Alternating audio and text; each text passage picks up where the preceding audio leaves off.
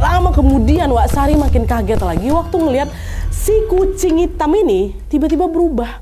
Besar jadi macam ukuran anjing, Wak. Dan hanya dalam hitungan detik nih, Wak, ya, percaya nggak percaya, ukurannya terus membesar jadi sampai sebesar kuda.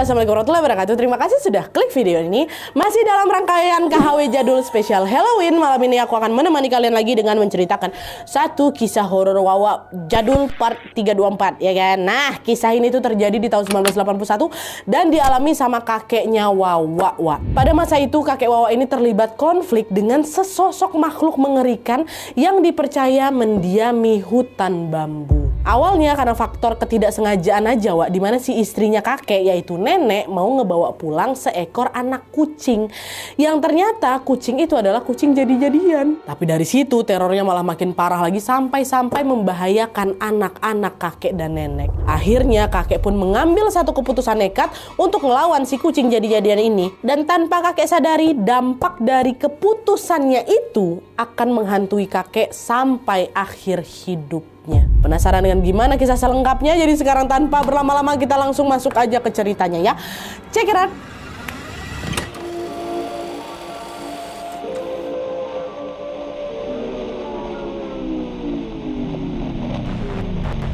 Oke, Wak, jadi kisah ini tuh dikirim sama Wak kita yang bernama Agil dari Jawa Barat. Halo Agil. Nah, kisah ini tuh terjadi pada tahun 1981 dan dialami oleh kakeknya dari pihak ibu yang bernama kakek Acep. Dan tanpa mengurangi rasa hormat, di sini aku langsung menyebut namanya kakek Acep aja, Wak, ya. Acep gitu.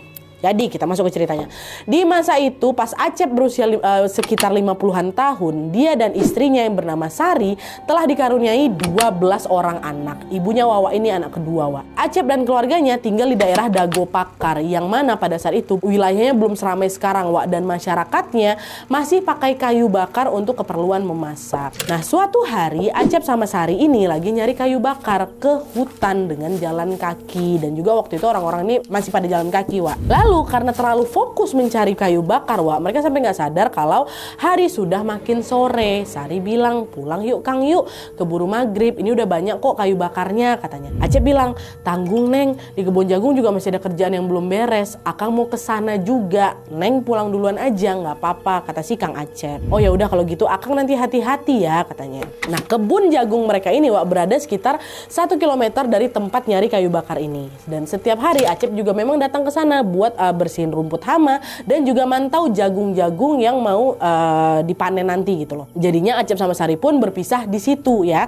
Dari tempat nyari kayu bakar, Acep lanjut jalan ke kebun jagung, sedangkan Sari balik ke rumah sambil ngegendong kayu bakar yang diikat pakai jarik di punggungnya. Nah, jalan pulang yang Sari lewati ini, Wak, cukup sepi. Tapi Sari nggak takut sama sekali karena kan memang udah terbiasa kali bolak-balik di situ ya kan. Ditambah lagi langit juga belum terlalu gelap, Wak. Ya masih ada cahaya matahari lah, walaupun udah lumayan redup gitu. Jadi masih aman ini untuk si Sari ini pulang sendirian. Lalu di tengah jalan, Wak, waktu ngelewatin hutan bambu, Sari nggak sengaja ngelihat ada seekor anak kucing warna hitam. Dia cuman sendiri aja tuh dan kelihatan telantar lah gitu. Mungkin kepisah dari induknya, pikir si Sari. Karena kasihan, Sari pun ngebawa si anak kucing itu pulang, Wak. Kebetulan Sari ini memang pelihara beberapa kucing di rumahnya gitu, penyayang kucing. Sari ambil anak kucing itu, ditaruhlah di atas tumpukan kayu bakar yang lagi dia pikul di punggungnya tadi tuh loh. Anteng ya Cing, anteng ya, ayo ikut aku, kita pulang, kata Sari. Nah dah tuh Sari lanjutlah ini jalan lagi. Tapi setelah jalan beberapa jauh, Sari ngerasa kayu yang dia bawa di punggungnya ini kok makin berat gitu. Padahal jumlah kayu bakar yang dibawa masih sama, Wak, ya cuman ketambahan anak kucing aja. Emang berat anak kucing seberat apa sih? Kan nggak begitu berat kan? Taruh aja enteng-enteng aja. Kok makin berat nih ya? Ini apa karena aku kecapean makanya kerasanya berat? Ya udahlah istirahat dulu lah gitu, kata si Sari. Sari nepi lah ini, Wak, ke pinggir jalan dan ngelepas itu gendongan kayu bakar dari punggungnya tadi, dan si anak kucing tadi juga ikutan turun tuh, ikutan diturunin gitu. Nah lalu setelah dirasa cukup istirahatnya, Sari lanjut jalan lagi nih. Tapi anehnya meski udah istirahat, Wak, gendongannya si Sari ini tetap berat. Kucingnya memang ditaruh di atas lagi kan, tadi cuma istirahat bentar kan. Kok masih berat juga kan, bahkan lama-lama Sari tuh ngerasa nggak kuat gitu loh, Wak. Kok makin berat ini ya? Apa karena aku udah tua kali ya, makanya jadi gampang capek kali. Ya udahlah, nggak kuat aku jalan nih, aku nunggu Kang Acep di sini aja. Nanti biar dia yang bawa kayunya, kata Sari kayak gitu. Dah, nepi nepi lagi si Sari nih Wak ke pinggir jalan untuk nungguin Kang Acep balik dari kebun jagung. Karena pasti Kang Acep bakal ngelewatin jalan itu juga gitu. Nah lalu pas si Sari nepi, dia baru aja mau ngelepas itu ikatan jariknya yang berisi kayu bakar di punggungnya nih Wak. Tiba-tiba dia dengar ada suara jatuh kencang kali darah belakangnya. Dar gitu. Dia waktu baru ngelepasin nih. Nah pas si Sari nengok ke sumber suara which is di belakangnya, dia ngelihat ada kucing warna hitam lagi berdiri di atas tanah yang ada di belakangnya itu. Sambil ngeliatin si Sari, si kucing ini. Sari mikir, yang jatuh tadi itu kucing yang kupungut tadi kah? Tapi kayaknya bukan kucing inilah. Kucing yang lagi natap si Sari itu, Wak. Sari ngerasa kayaknya bukan ini. Kalau ditengok mukanya memang mirip, bulunya juga sama hitam. Tapi tadi perasaan badannya kecil. Ini kok badannya segede kucing dewasa tuh loh, Wak. Bingung Sari di situ kan. Apa nih? Ditengok celengak-celengok si kucing kecil itu udah nggak ada. Yang ada kucing itulah. Terus nggak lama kemudian Wak, Sari makin kaget lagi waktu ngelihat si kucing hitam ini tiba-tiba berubah. Besar jadi macam ukuran anjing Wak. Dan hanya dalam hitungan detik nih Wak ya, percaya nggak percaya, ukurannya terus membesar jadi sampai sebesar kuda. Bayangkan banget, sebesar kuda. Apa nggak kaget sih Sari kan? Astagfirullahaladzim, terduduk lemas dari tanah Wak. Kayu bakar yang ngegantung di punggung juga udah berserakan kemana-mana. Terus apa nih? Astaga, apa nih? Sari udah nggak bisa lari kemana-mana Wak, karena badannya macam terkunci rapat tuh loh. Dan kedua matanya terus terpaku menatap si kucing raksasa ini. Belum ada rasa kaget dan takut ya Wak, Sari kembali dibuat terkejut waktu ngelihat wajah si kucing raksasa itu perlahan-lahan berubah. Dari yang awalnya wajah kucing biasa nih Wak ya, tiba-tiba jadi wajah manusia dengan kulit yang pucat macam mayat, giginya bertaring tajam, terus lidahnya keluar panjang kali semacam. Dan dengan suara berat si sosok ini tuh bilang, "Mau kau bawa kemana anakku?" Katanya langsung shock lagi si Sari. Tapi dia gak bisa ngomong apa-apa Wak. Cuma di dalam hati dia sadar, ini anak kucing hitam yang aku bawa tadi tuh, itu pasti bukan kucing biasa nih. Pantesan gendonganku jadi berat. Ternyata yang ku angkut anak setan, anak demit. Dan sosok di depan aku ini pasti induknya nih. Ini pasti induknya, dia pasti marah karena anaknya ku bawa. Ya Allah, aku harus kayak gimana, Sari betul-betulan takut kali waktu itu Wak. Terus si sosok ini bilang lagi, "Kembalikan anakku, atau kau yang aku bawa pulang." Pakai bahasa Sunda memang. Sari mau jawab tapi suaranya nggak bisa keluar Wak. Saking takutnya Sari cuma bisa berdoa dalam hati aja sambil memohon pertolongan Tuhan. Ya Allah, tolong selamatin aku.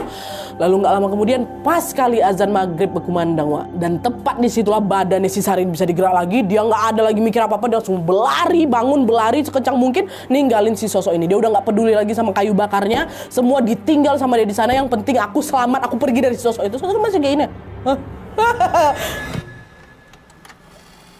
Nah sesampai di rumah Sari langsung wudhu. Dia langsung sholat maghrib ya kan. Di situ hati Sari itu udah lebih tenang lah setelah sholat ya kan. Dia pun duduk lah itu di teras nunggu suaminya balik nih. Sari khawatir juga Acep suaminya dicegat sama sosok itu lagi. Karena kan Acep pulang pasti lewat sana. Wah itu jalan satu-satunya. Pasti ngelewatin hutan bambu. Terus pasti ngelewatin yang tempat dia ketemu sama si sosok itu lagi. Ya Allah, semoga suamiku gak kenapa-napa gitu. Tapi untungnya gak lama kemudian Kang Acep ini pulang Wak, dalam keadaan yang baik-baik saja. Dan waktu pulang Acep bersih-bersih bentar, ambil wudhu, sholat maghrib. Barulah di situ Sari ceritakan semuanya. "Kang, tadi pas di hutan bambu Neng ngeliat ada anak kucing terlantar kan Kang. Neng mau bawa pulang nih biar bisa kita pelihara di rumah juga. Tapi ternyata kucing tuh kucing jadi-jadian Kang. Terus ibu si kucing ini kayak marah karena Neng udah ngambil anaknya. Tapi sekarang anaknya gak ikut sama Neng. Semua Neng tinggalin di hutan bambu itu, termasuk kayu bakar yang kita cari tadi Kang. Maaf ya Kang ya gak Neng bawa gitu. Kata si Sari ngadu sama suaminya kan. Sari juga cerita Wak tentang betapa mengerikannya sosok yang tadi dia lihat. Kang dari yang awalnya cuma kucing biasa nih Kang ya. Terus berubah dia seukuran anjing. Gak lama dia berubah lagi macam sekuda dia Kang. Dan terakhir wajahnya berubah jadi wajah manusia. Diceritain sama si Sari detail itu. Dan disimakkan sama si Acep. Terus Acep bilang Wak, "Neng, besok udah nggak usah lagi cari kayu bakar, biar anak-anak aja yang nyari. Dan yang penting sekarang Neng selamat. Sosok yang Neng lihat tadi Neng tahu nggak? Itu bahaya loh Neng. Jadi mending udah Neng di rumah aja," katanya. Meski Acep ini nggak ngelihat langsung gimana wujud atau sosok yang diceritain sama si Sari ini Wak, tapi Acep bisa langsung tahu kalau si sosok ini berbahaya. Kenapa Acep bisa tahu? Ini ada selipan sedikit cerita tentang latar belakangnya si Acep. Sampai akhirnya Acep tahu kalau ini berbahaya. Oke? Jadi dulu waktu si Acep ini baru berusia belasan tahun, Wak, Acep ini udah ikut perang ngelawan Belanda. Jadi waktu itu Indonesia memang lagi dalam masa revolusi kemerdekaan Indonesia, kata kakek aku. Nah lalu pada satu momen Acep ini sempat kena tembak gitu loh di bagian perutnya. Tapi untungnya Acep masih selamat ya kan. Dia langsunglah dibawa atau diamankan, diobati di camp pejuang untuk diobati. Nah pas di camp ini Acep ketemu lagi sama salah satu pejuang yang lainnya. Kita sebut aja lah namanya Herman. Nah Herman ini cerita ke Acep. Cep, waktu perang di Gua Belanda, aku juga pernah kena tembak. Tapi untungnya gak mempan, Cep. Karena apa? Karena aku belajar ilmu kebal. Ilmu kebal itu penting loh, Cep, untuk pertahanan di situasi yang gawat kayak gini. Kata Herman kayak gitu. Nah, denger itu, Acep tertarik langsung, Wak. Gimana cara belajar ilmu kebal? Aku mau lah. Aku belajar dari Abah, dia guru spiritualku. Abah ini sakti kali, Cep. Dia punya banyak ilmu. Besok kalau kau udah sembuh, nanti aku ajak kau ke rumahnya si Abah ya. Dan kalau kau mau, kau bisa belajar ilmu yang lain juga kok. Nggak cuma ilmu kebal aja, kata Herman. Udahlah, Wak, untuk sekarang yang paling aku butuhin cuma ilmu kebal. Aku mau belajar itu aja dulu. Oh ya udah, nggak apa-apa juga. Besok kalau luka tembak kau ini udah sembuh, kita ke rumahnya Abah ya. Aku kawanin kau, kata Herman. Herman nawarin kayak gitu. Dah, singkatnya beberapa waktu kemudian luka tembak di perutnya Acep pun sembuh, Wak. Sesuai janjinya, Herman langsung lah ngajak si Acep ini ke rumah si Abah. Nah di sana Acep betulan belajar, Wak. Betulan belajar, panjang dan singkat cerita dia belajar lah ilmu kebal itu sampai dia jadi jago gitu kan. Acep pun teruslah itu mempraktekkan ilmu kebalnya ini sampai Indonesia akhirnya betul-betul merdeka lah gitu. Jadi ilmu yang dipakai sama Acep itu ya untuk pertahanannya dia. Nah selama ngilmu ke Abah ini, Wak, salah satu efek yang dirasakan sama Acep adalah mata batinnya jadi makin tajam. Makanya waktu si Sari ini cerita soal sosok kucing tadi, Acep ini langsung tahu kalau sosok itu berbahaya karena mata batin Acep ini kan makin tajam kan, Wak. Makanya Acep ini nyuruh untuk Sari udah jangan kemana-mana dulu gitu loh. Dan juga nih, Wak, setelah nengok sosok itu besoknya langsung sawan langsung demam tinggi gitu loh Sari. Jadi gitu ceritanya, tajam matanya Acep ini gara-gara dulu pernah ngilmu kebal gitu loh, Wak. Dah, selagi Sari beristirahat, Acep sama anak-anak yang lain pun bagi tugas. Dan FYI dari 12 anak mereka ini, Wak, ada beberapa yang masih remaja dan masih juga belum nikah. Jadi banyak anak yang masih tinggal di rumahnya mereka. Lalu dari anak-anak itu ada yang ditugasin untuk ngurusin rumah, ada yang ditugasin untuk jagain Sari, dan ada juga yang ditugasin untuk mencari kayu bakar di hutan. Sedangkan tugasnya Acep sendiri ini, Wak, dia akan pergi ke kebun jagung untuk bersihin rumput hama kayak tadi tuh lah. Dah, udah pada bagi tugas nih kan, Acep OTW lah ke kebun jagung. Beberapa saat setelah kerja di kebun itu, Acep udah mulai ngerasa capek, Wak. Dia mau istirahat dulu di saung. Niat ya cuman mau rebahan bentar aja. Tapi tanpa sadar Acep malah ketiduran. Berjam-jam pula waktu itu ketidurannya. Dan pas Acep bangun, langit udah pada gelap. Langsung buru-buru pulang si Acep kan malam. Nah rute yang Acep lewati untuk balik ke rumah ini, Wak, selalu sama seperti biasa. Dia tetap harus ngelewatin arah hutan bambu tempat si Sari diganggu sama si sosok itu kemarin. Nah lewat dari sana kan.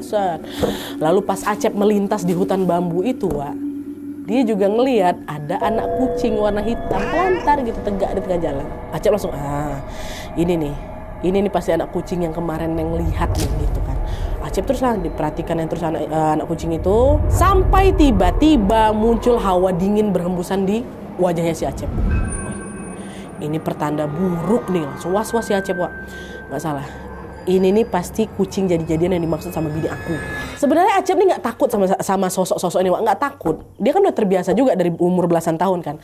Cuman dia ini udah malas aja berhubungan sama makhluk-makhluk kayak gitu. Jadi di situ Acep langsung buru-buru jalan aja, buru-buru pulang tanpa ngegubris si anak kucing ini. Dah, dilewatin aja anak kucing tuh. Tapi pas Acep nih baru melangkah beberapa langkah dari si kucing ini malah ngikutin si Acep, Wak, dari belakang. Ngeong pula dia. Macam kayak gak mau ditinggal Acep tuh, Wak. Ngeongnya juga keras sekali. Awalnya Acep cuek aja, Wak. Dia jalan terus kan jalan. Dia tapi tahu nih kucing kecil tadi ngikutin dia sambil ngeong-ngeong kan. Dia tetap jalan tanpa noleh ke belakang. Tapi si anak kucing ini tetap ngikutin, Wak. Tetap ngikutin si Acep dengan suara meongnya yang makin lama makin berisik.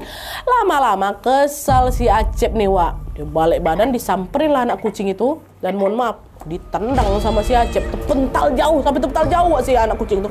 Berisik kok ya, jangan kau ikutin aku terus. Karena Acep tahu itu nih pasti sosok jadi-jadian itu. Udah ditendang, terpental, jalan lagi lah si Acep, lanjut. Dah, sampai di rumah Acep udah disambut sama istrinya. Istri juga agak cemas tuh nungguin dia. Gara-gara kan udah malam. Ya Allah Kang dari mana aja baru pulang malam gini. Udah jam 10 malam loh ini Kang. Oh iya Neng, maaf tadi Akang ketiduran di saung. Terus Akang pulangnya gimana? Aman kan? Aman, nggak ada apa-apa kok. Udah Neng udah enakan badannya. Acep sengaja nggak bilang tuh kalau dia ketemu kucing. Oh udah Kang, Neng istirahat terus kok seharian tadi. Ya udah yuk sekarang kita istirahat, kata si Acep. Malam itu Acep, Sari, dan anak-anaknya udah pada tidur ya semuanya. Masih di malam itu ya. Lalu sekitar jam 1:30 dini hari, Acep tiba-tiba kebangun karena dengar ada suara hentakan kaki yang berlari ke arah rumahnya. Kedengeran tuh suara kencang dari macam menggeruduk rumah si Acep tuh loh. Tapi anehnya yang dengar cuma si Acep aja. Sari tetap ketidur pula, seolah-olah nggak terjadi apa-apa. Padahal Acep ini kebangun gara-gara suara itu. Nah karena takut ada napa-napa, Acep bangun lawa untuk ngecek keadaan sekitar rumah. Nah pas Acep ini keluar kamar, suara hentakan kaki itu tiba-tiba berhenti.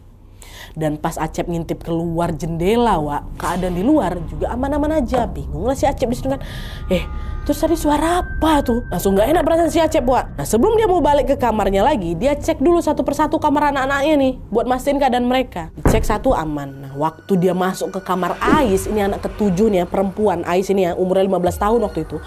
Di situ Acep ngelihat pemandangan yang mengerikan kali, di mana di dalam kamar itu ada sesosok kucing raksasa itu loh, yang ukuran sekuda itu dengan kepala dan wajah yang mirip sama manusia. Itu sosok dibilang sama si Sari kemarin, dan sosok itu cuma diam aja, dia diam aja sambil merhatiin Ais yang lagi tidur di kasurnya.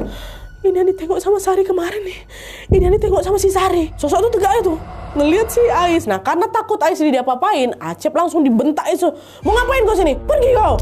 Teriakin gitu, baru noleh sosok ini, Dia ketawa, terus dia pamerin lagi gigi tajam itu. Sudah bilang pakai bahasa Sunda.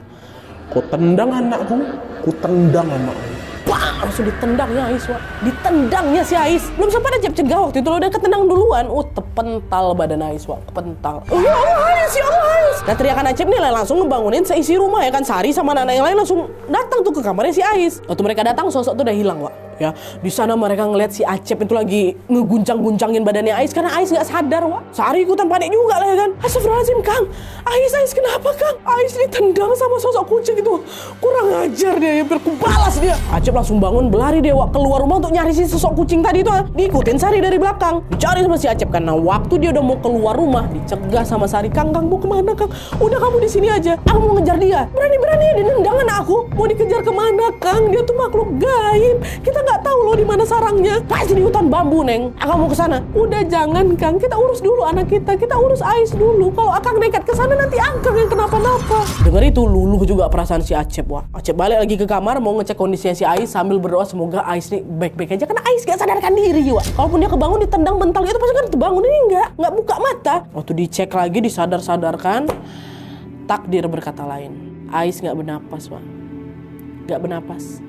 Meninggal Ais malam tuh. Meninggal. Wah, dengan sekejap lah dia, kata kakek aku, suasana rumah tuh langsung pecah dengan tangisan.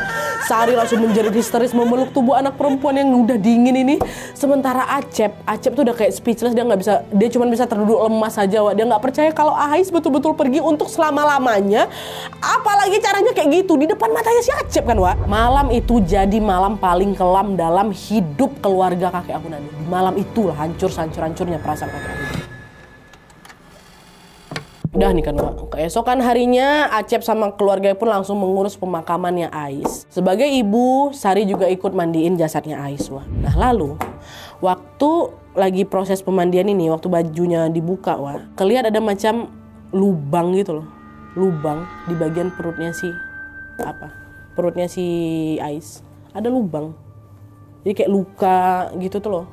Tapi belubang. Anehnya waktu yang kejadian malam itu, nggak ada apa-apa. Kalau misalnya belubang kan udah berdarah ya kan. Ini kelihatannya waktu bajunya dibuka baru udah ada lubang itu. Nah disitulah Sari yakin ini pasti lubang bekas tendangan si sosok tadi malam tuh. Sambil ngusap lubang itu Sari nangis. Ya Allah nak, malang kali nasibmu harus pergi dengan keadaan kayak gini gitu. Apa nggak hancur hati Sari, Udah lah, akhirnya setelah proses pemakaman selesai, barulah Sari cerita ke Acep tentang lubang yang ada di perutnya Ais itu. Kang, tadi ada gini. Waktu dengar itu, Acep nih langsung ngamuk sengamuk-ngamuknya. Acep nggak terima sama sekali apa yang udah diperbuat sama si sosok itu kan. Nggak terimalah bapaknya pula kan. Jadinya waktu itu Acep langsung ngambil kujangnya. Ini katanya senjata khas Sunda tuh, yang waktu itu dia simpan di rumah buat jaga-jaga. Dia ambilnya si kujang ini, Acep langsung keluar rumah sambil ngayungkan si kujang ini. Keluar kok setan! Keluar kau, aku gak ada takut sama sekali sama kau ya. Lawan aku sini, kata si Acep. Karena marah lah anak dia gitu kan. Ngelihat Acep emosi, Sari berusaha ngeredamnya, Wak. Tapi kali ini kemarahan Acep udah gak bisa dibendung lagi. Acep waktu itu langsung berlari dia, Wak. Pergi dia ke hutan bambu untuk nyari si sosok ini. Sambil terus ngacungin kujangnya ini kan, Wak. Acep nyuruh si sosok itu keluar kok setan gitu-gitu. Tapi meski sudah diteriakin berkali-kali, sosok itu nggak muncul, nggak ada dia muncul. Akhirnya dengan penuh emosi, Acep ngebabat habis itu semua pohon-pohon bambu di sana, dibabat habis-habisan karena dia emosi kali ya kan. Baru udah agak tenang dia balik ke rumah. Gitu, dah. Tahun demi tahun pun berlalu. Kisah tentang kakek Acep dan sosok dari hutan bambu itu disampaikanlah itu turun-temurun ke anaknya dan juga ke cucunya. Bahkan sampai tua pun kakek Acep ini nggak pernah lupa sama kejadian itu, nggak pernah. Tapi siapa sangka kalau kisah yang sudah terjadi puluhan tahun silam ini ternyata masih terus membayangi Acep sampai akhir hayatnya. Jadi di tahun 2017 waktu kakek Acep ini sudah berusia 85 tahun kurang lebih waktu itu, Wak, ya. Kesehatannya kakek Acep ini sudah ngedrop sampai kakek Acep tuh udah nggak bisa gerak lagi, Nat. Makin hari badan juga makin habis sampai udah kelihatan cuma tulang membalut kulit aja. Kakek Acep juga cuma bisa berbaring di kasurnya sepanjang waktu. Dan karena istrinya atau nenek Sari sudah meninggal di tahun 2011, kakek Acep pun dirawat sama anak dan juga sama cucunya, termasuk sama si Wawa. Nah, di tengah sakitnya itu, kakek Acep ini sering tiba-tiba ngucap, Wah, lepasin, aku mau pulang, kata kayak gitu. Suka meracau kayak gitu. Awalnya pihak keluarga mikir ya udah itu kakek Acep cuma ngeracau atau ngigau lah gitu kan. Tapi entah kenapa selalu kalimat ini yang dia ucapkan berkali-kali itu loh, Wah. Selalu kalimat itu aja, nggak pernah yang lain. Kalau ngeracau kan kadang kalimat yang lain juga kan, ini nggak, cuman itu aja, lepasin, aku mau pulang. Setiap kali ngeracau cuman kalimat itu aja. Nah, pihak keluarga tuh nggak tahu nih di sini apa harus dilepasin apa, nih pasti ada apa-apa. Soalnya kalimat itu terus yang diulangin. Mereka nggak tahu mau ngapain ya kan. Sampai tiba-tiba suatu hari ada teman kakeknya Acep ini datang ke rumah. Kalian ingat teman yang kakek Acep yang namanya Herman? Ingat kan? Yang pertama kali kasih tahu soal ilmu kebal tuh, kakek Herman masih hidup, Wak. Dan kakek Herman ini lain tiba-tiba datang ke rumah. Nyampe di rumah, si kakek Herman ini ngobrol lah sama pihak keluarga, sama anak dan juga cucunya kakek Acep. Dia bilang, maaf, saya datang nggak ngabarin dulu. Kondisinya memang sudah mendesak, makanya saya langsung ke sini. Kaget keluarga ya kan, ada apa nih? Bingung. Maksudnya mendesak gimana nih? Kayak emangnya ada apa? Ini berkaitan sama Acep. Tadi malam saya mimpi ngelihat Acep dililit ular besar. Acep minta tolong sama saya untuk melepasin dia. Saya rasa harusnya sekarang Acep ini sudah meninggal. Tapi ternyata ada yang ngehambat perjalanannya, Dek, kata gitu. Nah, denger itu keluarga makin shock lagi loh. Emangnya apa yang ngehambat kakek Acep ini? Dan gimana cara ngelepasinnya? Loh, kalian nggak tahu? Dulu kakek Acep ini pernah belajar ilmu kebal. Kata kakek Herman lagi. Tahu, kemarin sempat juga ada kejadian kakek Acep ini nusuk lehernya sendiri pakai pisau, Pak. Kayak memang kakek Acep udah pengen meninggal, tapi pisaunya nggak tebus loh. Itu pasti karena ilmu kebal itu kan. Nah, iya itu betul. Dulu saya juga pakai ilmu itu. Dan saya yang pertama kali ngasih tahu Acep soal ilmu kebal ini. Tapi saya udah lama ngelepasin semuanya. Acep belum. Dan sepertinya ular yang saya lihat di mimpi saya tadi malam itu ada kaitannya sama ilmu kebal yang diapain sama si Acep ini. Kalau kalian izinkan, saya mau ngobrol berdua aja sama Acep. Siapa tahu saya bisa bantu. Kasihan Acep, kata kakek Herman. Pihak keluarga pun ngizinin. Lalu kakek Herman ini ngobrol berdua lah sama kakek Acep di dalam kamarnya kakek Acep, Wak. Pihak keluarga nggak tahu pasti mereka ini apa yang sedang mereka obrolkan ya. Tapi yang jelas beberapa hari setelah kedatangannya kakek Herman, Wak, kakek Acep baru meninggal dunia dengan tenang. Meninggal kakek Acep, Wak. Pastinya pihak keluarga sedih lah karena kehilangan kakek Acep kan. Tapi di sisi lain mereka juga agak lega gitu loh. Karena kakek Acep udah nggak kesakitan lagi. Dengan hati yang lapang mereka pun melangsungkan proses pemakamannya kakek Acep. Belum habis ceritanya, belum. Beberapa waktu setelah kakek Acep ini dikubur, Wak, pihak keluarga ketemu lagi sama kakek Herman ya kan. Nah, pihak keluarga nanya lah ini apa yang kakek Herman obrolin sama kakek waktu dia datang kemarin. Nah, lalu di situ kakek Herman cerita lah, Wak, kalau ternyata ada sesuatu yang terjadi sama kakek Acep waktu dia pergi berlari ngelawan sosok di hutan bambu setelah dengar cerita Sari itu loh. Waktu dia pergi ke sana, waktu dia bawa kujang. Nah, itu.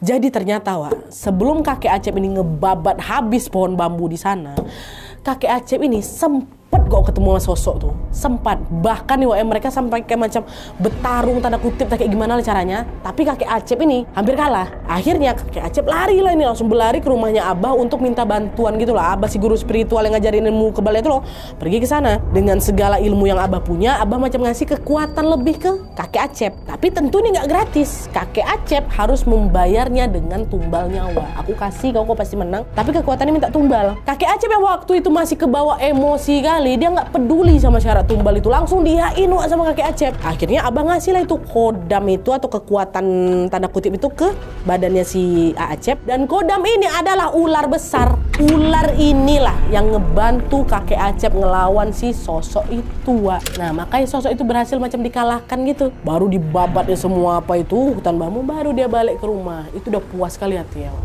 Cuman beberapa waktu kemudian suasana duka kembali menyelimuti keluarga mereka, di mana anaknya kakek Acep yang kelima, Om aku namanya Kang Aceng, meninggal dunia tiba-tiba. Awalnya kakek pikir itu ulahnya si sosok ini ya kan, tapi begitu jasadnya diperiksa, Wak, kakek Acep ngelihat ada bekas luka gigitan ular tuh loh di situ. Dia nggak kepikiran soal tumbal yang udah disyaratkan itu, Wak. Dia kepikiran ini pasti balas dendamnya si sosok yang tadi. Nggak ngeh dia waktu dia tengok ada gigitan ular, barulah di situ dia sadar kalau kematiannya anaknya ini Aceng ini karena ulah dia sendiri. Kemungkinan secara tidak sengaja Aceng yang jadi tumbal, Wak. Wah, disitulah kakek double nyeselnya, double terpukul ya. Tapi macam mana sebenarnya terlanjur terjadi ya kan, udah nggak bisa diubah lagi. Ada tiba-tiba meninggal, ada bekas luka gigitan, lagi nggak ke kebun, lagi nggak kemana-mana, lagi di rumah, tiba-tiba udah nggak bernyawa. Itulah kalau misalnya dicocokin sama si Acep, ini pasti udah diburu sendiri tumbalnya sama si kodam yang disuntikin sama Abah tadi, gitu. Oke, Wak, jadi itu tadi cerita tentang pengalaman horor yang dialami sama kakek Acep. Tapi ya dari cerita ini kalian notice sesuatu nggak, Wak? Notice nggak? Terlepas dari kejadian horornya ya, kisah ini tuh menggambarkan dua orang tua yang lagi ngebelain mati-matian anaknya. Ngeh nggak? Si sosok tadi itu marah karena kakek Acep nendang anaknya. Kakek Acep juga marah karena si sosok ini nyelakain Ais sampai meninggal. Triggernya itu kan, karena sama-sama tidak terima dua anaknya terluka, dua orang tua yang berbeda alam ini sampai bertarung habis-habisan. Ternyata mau di dunia manusia, mau di dunia jin, orang tua itu bisa ngelakuin apa aja untuk ngelindungin anaknya.